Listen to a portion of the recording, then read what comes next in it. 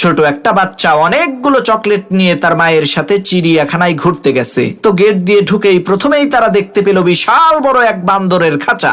সেই ছোট ছেলেটি বান্দর দেখে খুশি হয়ে তার ব্যাগ থেকে একটা চকলেট বের করে একটা বান্দরকে দিছে। সেই বান্দরটি চকলেট পেয়ে খুশি হয়ে নাচতে আরম্ভ করলো। এদিকে বান্দরের খুশি হওয়া দেখে ছেলেটিও খুশি হয়ে সেই বান্দরকে আরেকটা চকলেট দিল। বান্দর তখন আরো নাচা শুরু করলো। তখন সেই ছেলেটি খুশি হয়ে বান্দরকে আরেকটা চকলেট দিল। এইভাবে দিতে দিতে সে একটা বান্দরকেই সবগুলো চকলেট দিয়ে দিল। এই দৃশ্য দেখে সেই ছেলেটির মা বলল, বাবা তুমি এই একটা বান্দরকেই সবগুলো চকলেট দিয়ে দিলে কেন?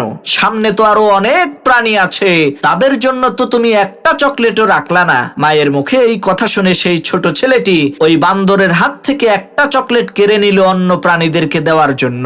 তখন সেই বান্দরটি প্রচন্ড পরিমাণে রাগান্বিত হয়ে হিংস্র প্রাণীর মতো ওই ছেলেটাকে আক্রমণ করতে চাইলো। মারাত্মক রাগে আর গোসায় গড়গড় করে হুঙ্কার দিতে লাগলো। প্রিয় ভাইরা আমার, আমরা ওই বান্দরের মতোই, আমাদের কোনো জিনিস ক্ষতি হয়ে গেলে আমরা অধৈর্য হয়ে যাই। আল্লাহ তাআলা আমাদেরকে কত নিয়ামত দিয়েছেন, তার দিকে না দেখে আমরা শুধুমাত্র ওই একটা জিনিসের দিকেই তাকাই, যেই জিনিসটা আল্লাহ তাআলা আমাদের কাছ থেকে নিয়ে গেছে। আর একটা বারও তো আমরা চিন্তা করি না যে যেই আল্লাহ নিয়ে গেছে সেই আল্লাহই তো দিয়েছিল। তাই বান্দরের মতো না হয়ে আমাদেরকে মানুষ হতে হবে।